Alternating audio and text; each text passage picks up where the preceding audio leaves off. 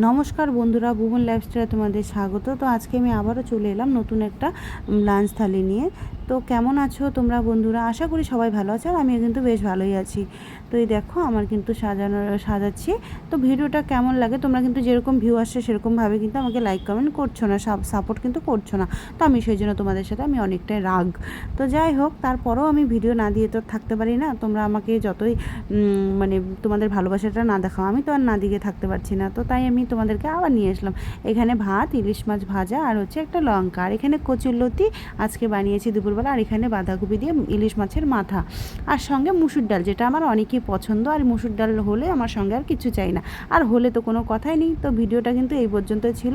আশা করি ভালো লাগবে তোমাদের, আর ভালো লাগলে কিন্তু লাইক কমেন্ট করতে ভুলবে না, যেটা আমি বারবার বলছি। আর দেখো এদিকে আমি ভাতটা দিয়েছি, আর ভাতটা কীভাবে ফেটে ফেটে গেছে তোমরা দেখতেই পাচ্ছ, কীভাবে ফেটে ফেটে গেছে। এই দেখো এদিকে আমি দেখাচ্ছি তোমাদেরকে।